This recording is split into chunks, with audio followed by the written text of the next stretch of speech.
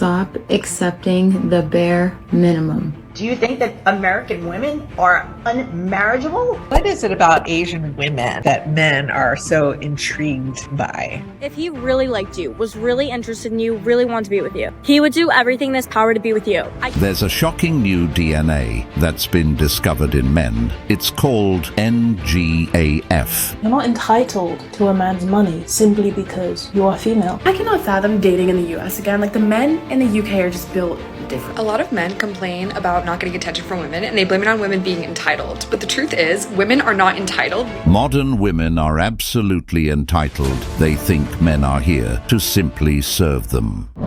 Kindly subscribe to the channel as it further supports us in our work. Thank you. I've been ghosted. I haven't been ghosted in a very long time, but I've been ghosted. Went on 2 dates. How does it feel? Awful. Will I recover? Obviously, I'm a bit of a queen. But yeah, this is your reminder not to talk to men. Do not trust men. Do not trust men. Do not talk to men. So you know what's the worst part of dating when you're 31 is that either all the good ones are married, happy for you guys, but then you have this pool of guys that's either gay or they're just not worth. Men are getting so offended over the list of places where you should not take a girl out on a first date, but that's exactly it. Women don't go to places like that, even with their girlfriends. Like, when did you ever see a group of girls getting all dressed up and going for a girls' night out in, like, IHOP or Chipotle or like a sporting event? I'm sure there are girls that love sports, so why didn't you just go on a date with a girl that loves sports? Easy. But if you see a girl getting like monthly facials, hair done, nails done, all dressed up, Denny's is probably not her first choice. Women who say stuff like this probably never went to a job interview. That's what the coffee dates and walk dates are for, to test the waters. This is what I mean when I say some women are entitled. This woman believes that a man should take her to a top-tier restaurant because she got her facials, hair and nails done. But honestly, wouldn't they have done those things anyway, whether there was a date or not? It's not like those personal grooming choices suddenly become the man's responsibility. And speaking of being offended, women get offended when they're called gold diggers for focusing on the place instead of the person. But right, to them that's not the same thing. They'll argue, but the reality is their actions clearly show where their priorities lie. How can someone expect to build a meaningful connection when their primary concern is about how much a man is willing to spend? Stop accepting the bare minimum from yourself and from others. Raise the bar. Require more. Have higher standards. Do more. So much in your life will literally change when you just raise the freaking bar and start doing more and expecting more. You go find a wife in the Philippines or Thailand or wherever these places are that are overseas. They're just happy to be rescued from their poverty-stricken life. I pity your ignorance. There's so many guys like being like, this is what women wanted. Like, women wanted us to leave them alone. So fine, we've done it. It's better than a court case. It's like, no, you can ask a woman out, but the reason women are fed up with it is because if we say no, either they're too scared to say no because you're coming across as threatening, or you reject them, or you reject a man and he'll kick off at you, or he won't take no for an answer. And then you have to say you have a boyfriend because men respect other men more than they respect a woman's right to say no. Literally. Well, that's correct. It's exactly what women wanted, for men to leave them alone. And now they're seeing the consequences of that. The reality is, many women don't seem to realize the long-term effects of pushing men away. While I agree that some men can come off as overly aggressive, those men are rarely the good ones. They're usually the players, the ones who have no interest in commitment or building a real connection. Unfortunately, instead of addressing those specific types, many women have decided to lump all men into the same category, treating every approach as if it's unwelcome or even threatening. This generalization has done more harm than good.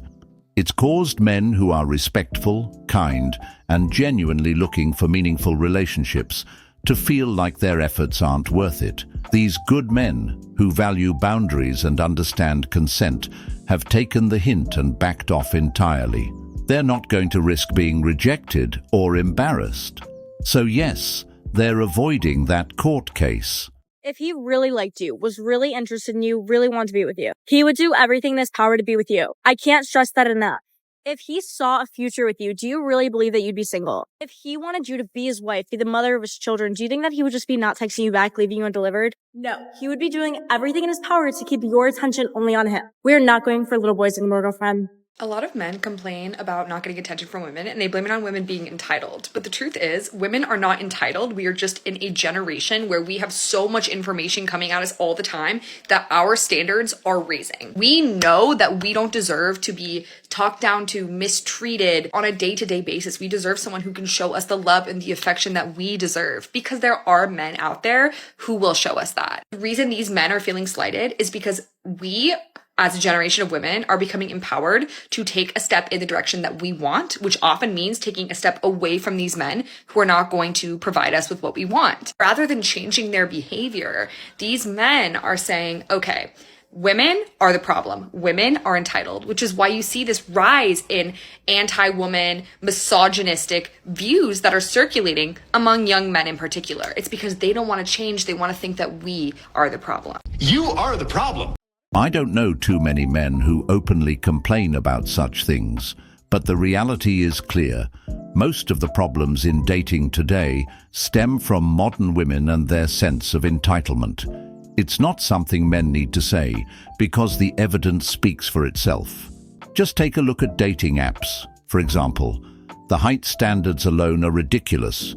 If you're not at least 6 feet tall, you're automatically disqualified by a large percentage of women. And then there's the financial aspect. The bar women set for how much money a man needs to make to even date them is unreal.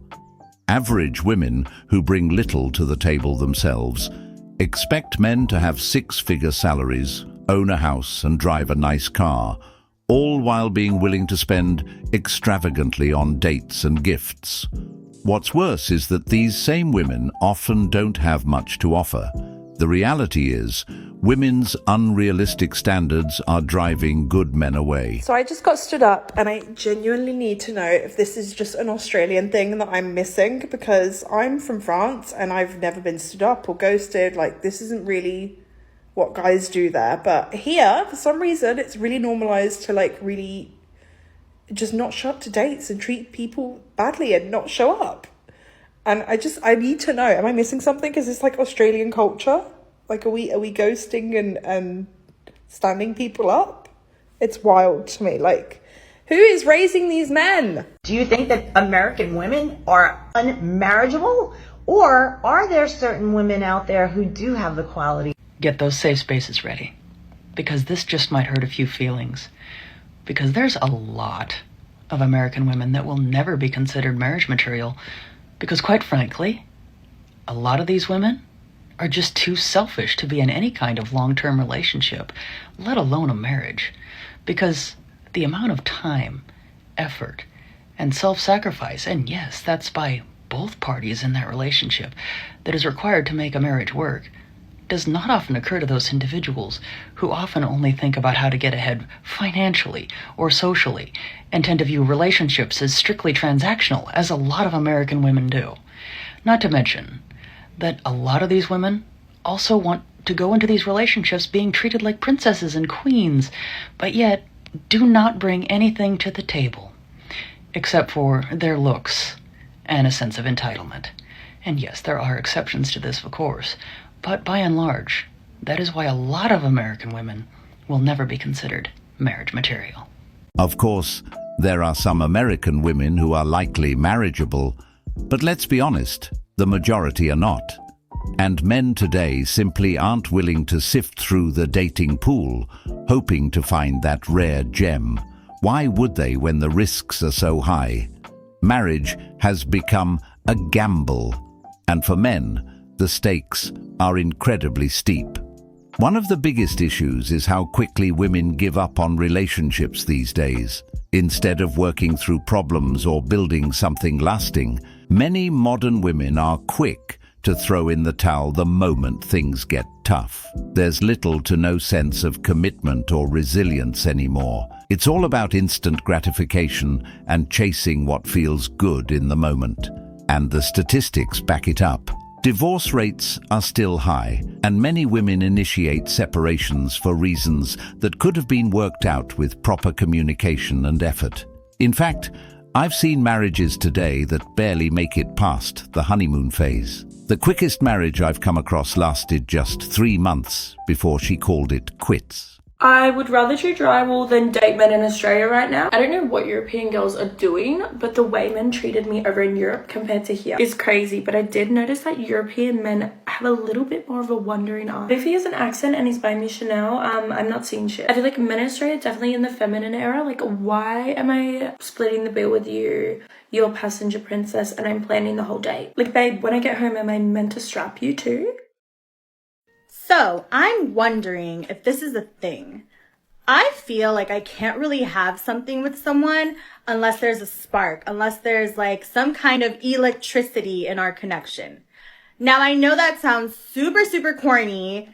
I can't even believe I'm saying it, but I think it's super important to have a certain kind of connection with someone. I feel like if you don't have that, you really kind of can't proceed. So, single again. Great. I honestly just like don't even think I have any more energy in me to even try to find somebody. Like, people nowadays are either lazy, don't want to commit, want to have like multiple people, just don't want to do anything. Like, honestly, is there anybody good out there anymore who actually has morals and actually wants something serious? Like, please let me know if you're out there. Hit up my DM. Now, I've mentioned this before. Women who rely on a spark to form a connection struggle the most in dating. They're just going to keep waiting, and the longer they wait, the harder it becomes to find someone who meets their idealized expectations. She mentioned that without the spark, she can't process moving forward, but that's not how connections are truly built. This mindset highlights a flawed idea that many modern women have about relationships. They've bought into the belief that a relationship must start with a burst of overwhelming chemistry or excitement for it to be valid. However, this approach often blinds them to the deeper, more meaningful connections that grow over time. Real relationships are rarely about instant sparks. They're about compatibility, shared values, and mutual respect. A spark might feel thrilling in the moment, but it doesn't guarantee long-term compatibility or commitment. When women prioritize the spark over substance, they often find themselves in situations where the excitement fades and there's nothing solid to sustain the relationship.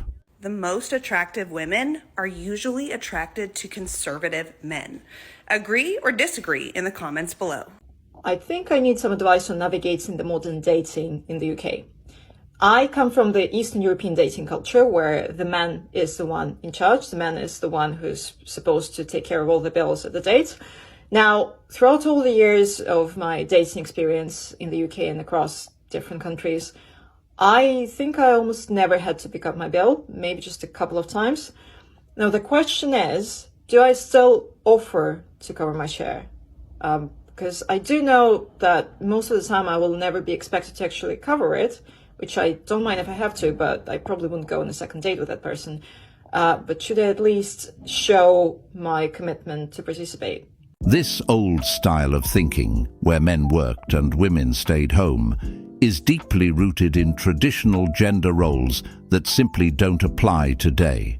In the past, there was an expectation that men would always pay for meals or take care of the financial aspects of the relationship, but that's not the case anymore. Nowadays, if you're a financially independent woman who is getting to know a man, the reality is that he doesn't owe you anything just because he's interested in spending time with you. It's only fair that women contribute, whether that's by paying for their own meal or splitting the bill, especially when you're still in the early stages of getting to know one another.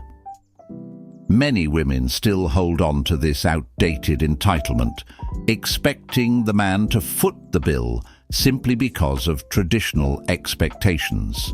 They may feel that because they dressed up, took time to look their best, or because the man is supposed to be the provider, he should automatically pay. But the truth is, dating is a two-way street. Said that older men want to be with younger women because they're easier to manipulate. But I have a list here. I'll give you some reasons why perhaps an older man might want to date a younger woman. And keep in mind, we're talking about adult women here. More physically attractive, more emotionally available, more romantic, more energy and optimistic about the future, more time to live life, travel the world before starting a family, more fertile, less baggage and trauma from past relationships, more open to new ideas, less stuck in their ways, stuck in the job city, more agreeable, easier to build a life with, more grateful and easily satisfied, less likelihood of having children or a psycho ex, younger parents who could be involved more in raising the children. Yeah, that's pretty much it. There's perhaps some more, but. Oh, and no kids? No kids. Usually, if they're younger? Yeah, typically no kids. I am genuinely proud of this generation of women, this era of women who are waking up, who are realizing their own worth, who are not chained to this idea of having to be married or have kids or be with a man or be in a relationship, period, or depending on anything outside of themselves. Unfortunately, our grandparents, great-grandparents, a lot of our parents didn't have the opportunities that are afforded to us these days because women have had to fight for those rights. We now have options. We now can decipher for ourselves what we want. You don't have to worry about your livelihood being on the line if you don't get married, if you don't have kids, if you don't have a husband, traditionally. You can do it yourself. And that's what women are doing. They're deciding to do things for themselves. They're deciding, oh, I don't have to live up to what society has created the idea of what a woman is. I don't have to do anything I don't want to do. Women are excelling in the workforce and business. Women are just a force. And men who are insecure, they don't like that. A message to all women. You don't need the validation from nobody, especially men. Don't let anybody in society try to manipulate you or to brainwash you into believing that you need to do something for a man. Girl, please. Decenter immediately. It's always the bitter women, those who don't have a man, who take the most negative stance on family dynamics, especially when it comes to a woman being married to a man. These women often project their dissatisfaction onto others, criticizing the traditional roles in relationships, viewing marriage as a trap, or labeling it as outdated.